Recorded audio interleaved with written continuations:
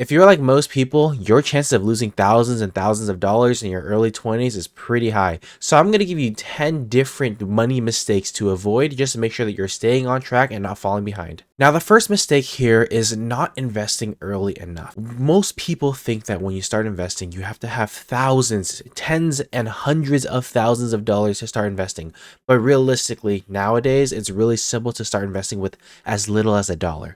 So there's really no excuse as to why you shouldn't get your feet wet and start investing today, regardless of what age you are.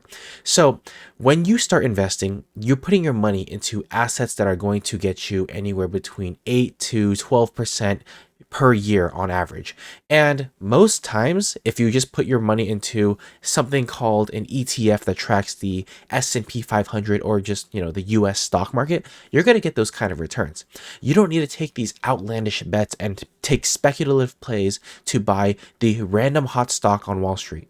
You just need to buy the basket and you'll be okay. So start planting that seed early, because the best time to plant a tree was technically yesterday. So by the time 30, 40, 50 years pass, that little sprout will grow into a massive oak tree, if you would imagine. Number 2 is keeping too much money in your checkings account. Your checkings account, really, that money that's sitting there is really only getting 0.01%.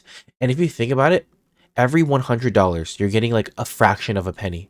So that is very, very low. You want to make sure that you're maximizing your money just sitting around. So putting that money into a high yield savings account that is going to get you anywhere between 4 to 5% is going to be way better than just leaving your money in a checking account, because the last thing that you want to do is have it sit there and not do anything for you, and you're actually losing money to inflation. Of course, just have enough so that you don't go under the amount where they start charging you fees and maintenance fees, because if you drop below, like let's say $1,000, you might get hit with a $5 fee or so. You don't want that. So keep a minimum amount in there. Number 3 is financing your lifestyle with credit cards. Most people look at a credit card and say, oh, it's credit and I have all this money available to spend. My total credit that I'm able to use doesn't mean you should necessarily use all of it. Now, the credit companies give you this money in return that you would hopefully default on your payments or be late, and then just get 20-30% back onto you for the fees that they charge for you borrowing that money. And when you have to pay those immense fees, it is never worth it to borrow, because remember, you can't even get that yield or that return in the stock market. If the credit companies are getting double or triple that, that's just putting a deeper and deeper hole for you to climb out of. So having the money that you're able to spend, but using it in the form of a credit card to rack up points and get rewards from it, and utilizing the system to your advantage, I am all supportive of, and I believe that everybody should do that. And if you're going to buy something with credit, you better make sure that you can afford it one time, if not 2 times or 3 times. If you can't even afford it 2 or 3 times, you shouldn't even be buying the thing in general.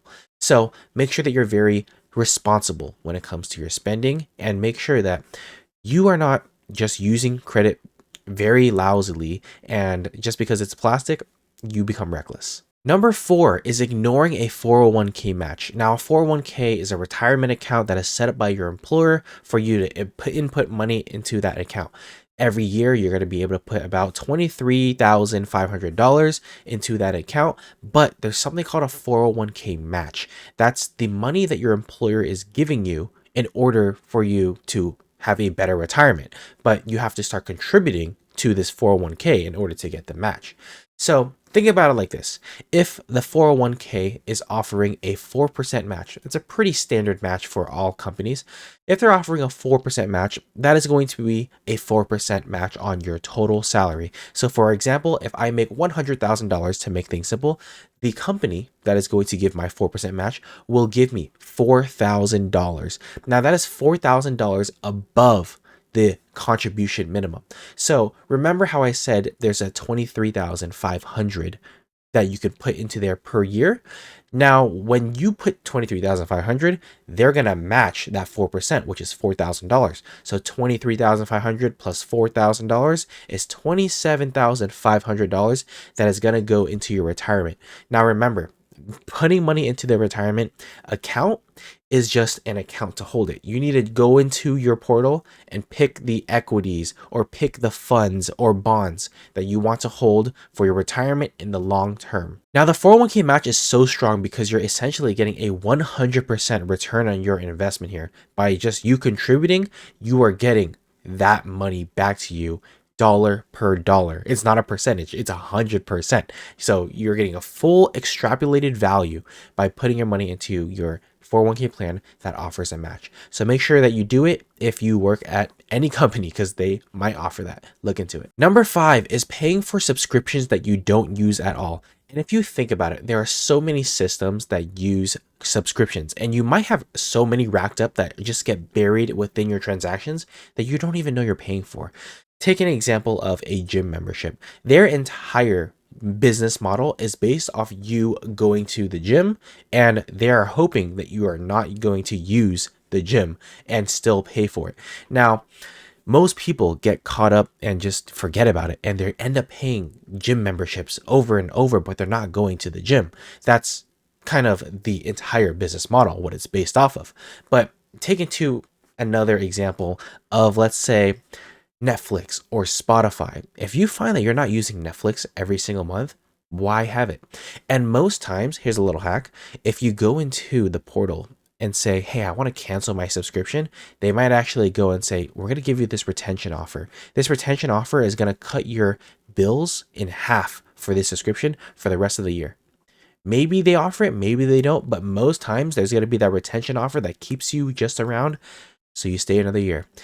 So make sure that you are auditing every single subscription that you have and making sure that you're utilizing each and every one, because the last thing that you want is to pay a recurring fee every single month for something that you are not using at all. Now, number 6 is buying a new car too soon.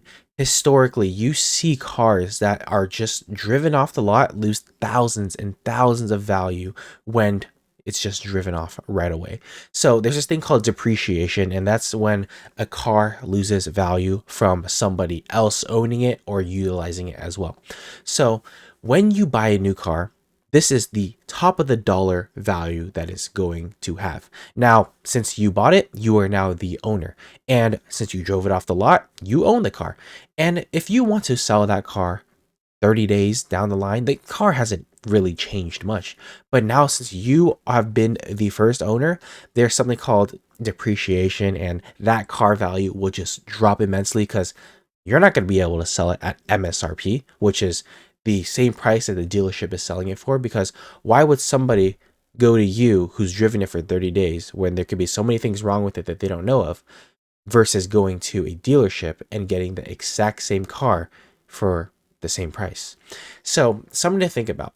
And majority of cars lose their value in, let's say, the first 3 to 5 years of just owning it. But you have to kind of go into the mindset of, if I'm going to buy a car, I'm going to buy it and own it until the wheels fall off. So instead of worrying about depreciation, you write off that car to zero. And mentally in your mind, I bought it in cash and I know this car is going to get depreciated and lose value over time. I don't care, because I will drive this car until the wheels fall off, until it cannot go no longer, until I hit 300,000 miles on this car. Now, that is so important because you don't have to worry about anything with reselling and just buying a reliable car. Don't buy an expensive car that you can't afford. Buy an affordable car that is going to be reliable, that can last you a lifetime. I'm talking about Toyotas, Hondas, and anything of that sort that you know will just have quality behind it. Number 7 is not tracking your spending. And it is so important to be tracking your spending, just due to the reason that if you are not looking at it, if you are not tracking it, it is out of sight and out of mind. The last thing that you have on your mind is, how much did I spend for lunch? How much did I spend for dinner? And these little costs start racking up. And if you're not tracking what you're spending, you don't know what your standard or your status in life is. You go through life and you wonder, oh, is this expensive? Can I afford it? Can I not afford it? You don't know, because you have to make sure, here's how much I'm bringing in, here's how much is going out. Am I at a positive number at the end of the month? And if you are, that is great. And you should keep going along that path. But majority of people don't even recognize that. And they start spending more than what they are earning, but they don't even know it. So start auditing your expenses. Have a mobile app, download any of these free mobile apps that you find out there to just track your spending. You could even log it in a spreadsheet and just here, I spent to Chick-fil-A today and I spent $25. Keep a log of every single thing that you're spending, and you will thank yourself later, because what is in sight and in mind and what is being tracked will grow. So your skill set in managing your money and spending fiscally will also grow. So make sure that you're doing that and you will thank yourself tenfold. Number 8 is renting luxurious apartments too early. Now, it's not a bad thing to rent. I think, especially in today's world, it is very difficult to buy a home. So sometimes with mortgage rates being this high, it makes more sense to actually just go rent yourself. But I'm talking about renting luxurious apartments that are going to be out of your budget. So a lot of us want a very, very nice apartment that is going to have a infinity pool, an indoor fitness center, a huge granite countertop, and you are going to have a robot that comes around and cleans your floors for you, and maybe a butler. I don't know, but there is going to be a high level of apartments that are out there that maybe are in, let's say, the $4,000 range, and there's like the $2,000 range ones, and there's like the $1,000 range ones. You should find what works out for you, right? There is obviously going to be the mega ultra wealthy apartments that are like 7 to 10K every single month, but you have to make sure that, can I afford it? One, and is this the lifestyle that I want and need? Sometimes we just need a roof over our head. Majority of our day is either spent sleeping or at work. So let's say you spend 8 hours sleeping, you spend 8 hours at work. What are you doing the rest of the 24 hours in the day? So if you're spending 8 hours at work and you just need 8 hours at home to, let's say, sleep, you just need a nice bed and a nice place to be at. You don't need all of these luxurious things. That is a lifestyle upgrade. And there's no shame in having lifestyle upgrade. Just make sure that you can afford it, and make a priority to put yourself first and put your financial future ahead of you, so you're not falling behind. The biggest thing that you want to make sure is that you're just not falling behind. And that is the number one reason as to why we care so much about finance and personal finance, is so we can put ourselves ahead and be responsible. Now, number 9 is not building an emergency fund. Time and time again, life comes like a truck and hits us out of nowhere. And when you are stuck in a between a rock and a hard place, you are kind of forced to have very unfortunate circumstances pull out of you where you have to make a bad decision. So let's say somebody in the family, God forbid, goes into a surgery and needs thousands and thousands of dollars to pay for that surgery, and nobody else can pay besides you. Obviously, this person is top of mind, top priority, and you must kind of fork out money.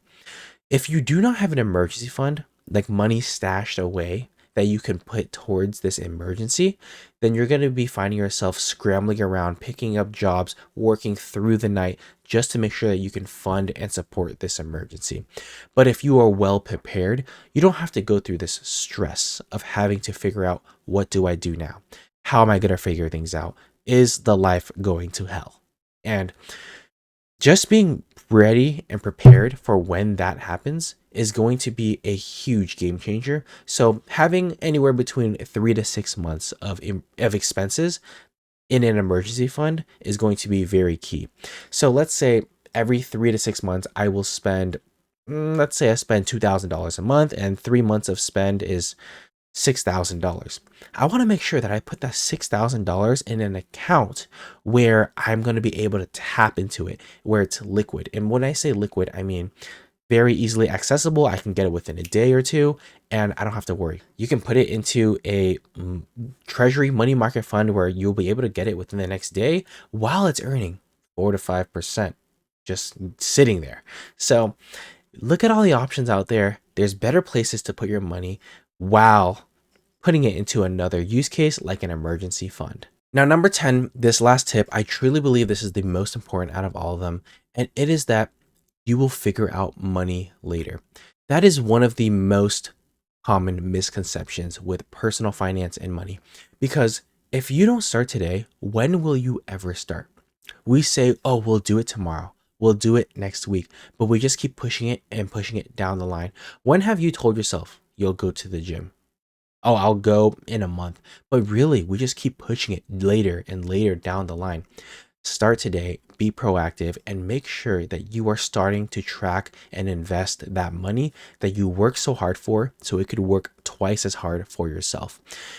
Now, making sure that you are very responsible with spending and tracking this money, it is going to put you in a better financial state, a better mental state, and you will be well prepared and well equipped to tackle any challenge that comes before you, any emergency, any hardship, and any opportunity that lies in front that you may want to seize. If a new business opportunity comes and you have this money available, then that is going to be the life changer that you might want to get into. Who knows?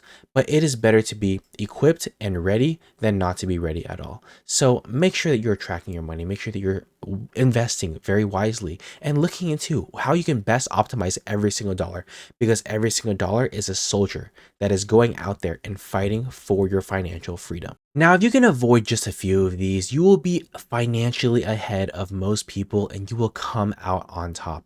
Now, I'm really curious to know, what are the biggest financial mistakes that you've ever made? And what are you going to do to change that? What have you done to change your financial future? And have you already started tracking your spending and investing today? Let me know in the comments down below. That's all I have for you guys today. Thank you for watching. Peace out.